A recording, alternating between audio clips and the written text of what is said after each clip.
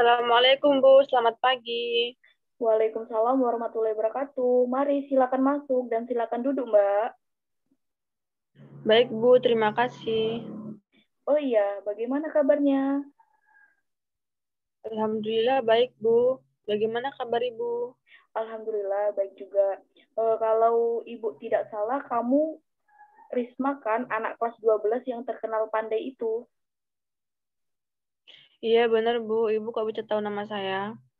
Iya, Ibu tahu, apalagi dengan murid Ibu sendiri yang terkenal pandai dan sering dibicarakan oleh guru-guru. Ah, Ibu bisa aja.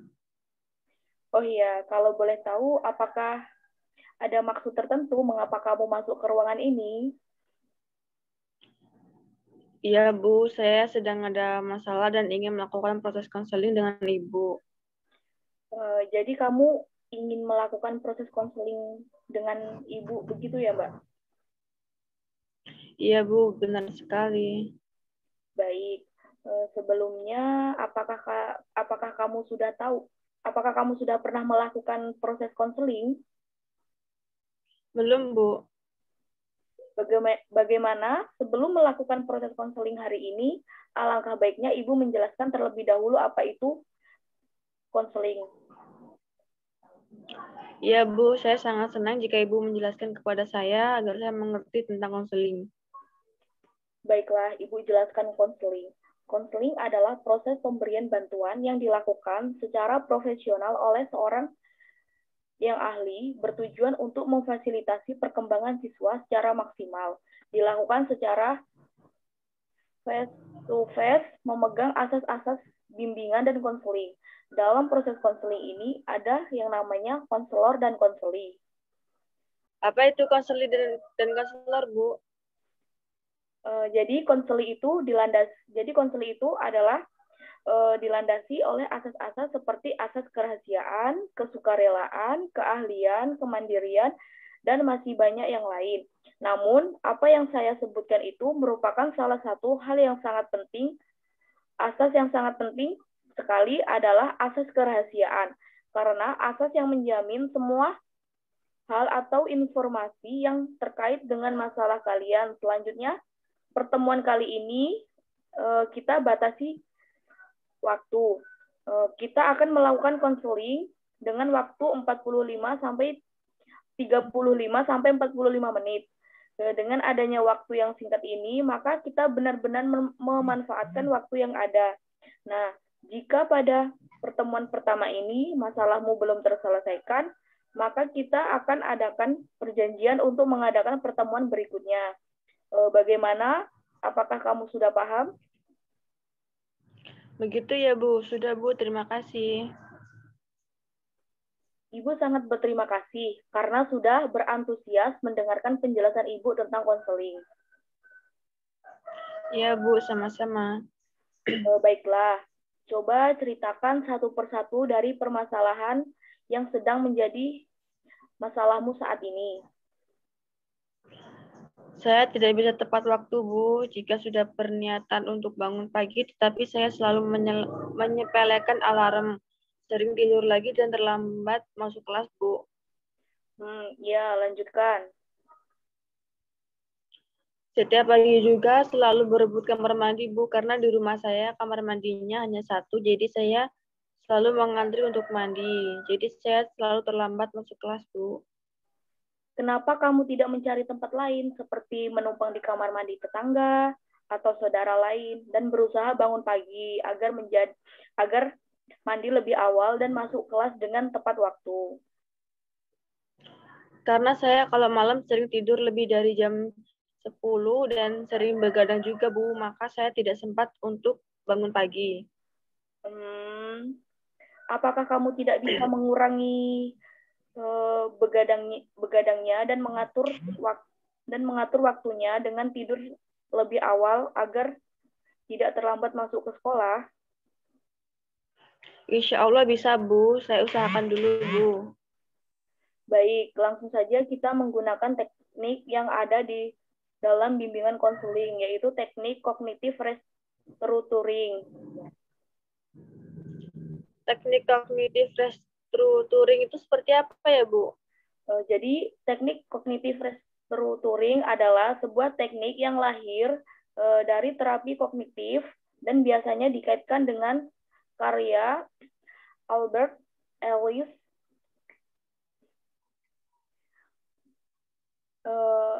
yang mencantumkan, yaitu kadang teknik ini disebut disebut correction kognitif atau koreksi distori kognitif. Jadi kognitif restructuring melibatkan penerapan prinsip-prinsip belajar pada pikiran. Teknik ini dirancang untuk membantu mencapai respon emosional yang lebih baik dengan mengubah terbiasa.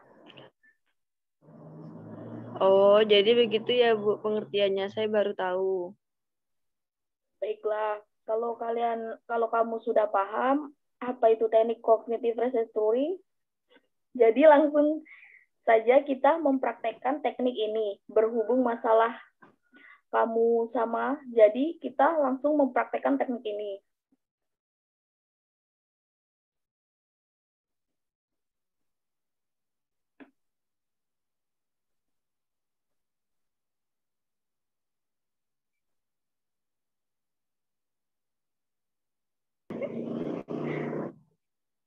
Jadi, teknik kognitif restructuring adalah, misalnya, kalian belajar mengubah pikiran negatif menjadi positif. Contohnya, seperti kalian itu selalu berpikir bangun siang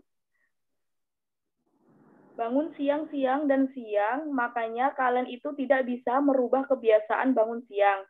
Dan badan akan terasa lemas, malas, dalam beraktivitas di pagi hari. Pikiran tersebut harus dirubah karena akan menjadi kebiasaan buruk dan selalu berpikir negatif. Oh, seperti itu ya, Bu, strategi kognitif restructuring. Ya, Bu, saya bingung dengan pemikiran saya yang selalu negatif seperti ini. Iya, Mbak. Dalam proses konseling ini, Ibu akan menggunakan strategi ini untuk membantu menyelesaikan masalah kamu yang selalu negatif seperti ini. Iya, Bu, setuju. Ibu mau menanyakan, menurut kamu, apakah tidur di atas jam 10 itu baik? Tidak, Bu. Kira-kira menurut kamu, apa yang membedakan antara begadang dan tidak begadang? Menurut saya, kalau begadang itu sangat tidak baik. Tidak baik sih, Bu, karena bisa menyebabkan saya bangun kesiangan secara terus-menerus dan selalu terlambat untuk ke sekolahan. Begitu. Sekarang yang perlu kamu ketahui bahwa tidur terlalu malam itu tidak baik. Jadi sekarang apa yang kamu lakukan dan apa yang harus mengubah pola pikir dan harus merubah kebiasaan buruk dan mulai menggunakan waktu dengan baik. Iya, Bu, saya sadar bahwa saya terlalu menyepelekan waktu dan selalu berpikir negatif bahwa saya tidak bisa bangun lebih pagi. Coba pikirkan, jika kamu dalam masalah ini dan selalu berpikir negatif thinking, apakah kamu bisa menjadi orang yang lebih baik lagi? Tidak, Bu, saya harus berubah. Berubah seperti apa? Bisa dijelaskan? Saya harus berusaha untuk tidak berpikiran negatif bahwa saya tidak bisa bangun pagi dan saya harus berpikir positif bahwa pasti bisa mengubah kebiasaan buruk saya, Bu. Alhamdulillah, kalau kamu mau berubah dan menjadi orang yang lebih baik lagi dalam mengatur waktu, dan Ibu akan selalu mendukung kamu. Tetapi apa kamu tidak menyesal dengan keputusan yang kamu ambil? Tidak, Bu. Saya tidak pernah menyesali. Kami harus berubah. Bagus sekali jika kamu sudah menemukan pikiran positif. Lalu, mulailah untuk melakukan kebiasaan baik. Apakah kamu bisa? Iya, Bu. Saya yakin saya pasti bisa. Baiklah, hari ini Kamu sudah bisa menyelesaikan masalah kamu dan sudah bisa berpikir positif dari yang berpikir negatif untuk mengatur waktu dan memanfaatkan waktu dengan sebaik mungkin. Namun, kamu sekarang sudah mau berubah dari pemikiran kalian yang selalu menjadi pikiran yang positif. Dan kemudian kamu mempunyai niat untuk menjadi lebih baik lagi. Iya, Bu. Terima kasih. Bagaimana perasaan kamu saat ini? Saya merasa lebih lega. Saya tahu apa yang harus saya lakukan berkat bantuan Ibu. Iya, bagus. Sama-sama. Terima kasih ya. Kalau begitu, Ibu akhiri pertemuan kita pada hari ini. Iya, Bu. Saya permisi dulu. Assalamualaikum warahmatullahi wabarakatuh. Iya, Mbak. Waalaikumsalam warahmatullahi wabarakatuh.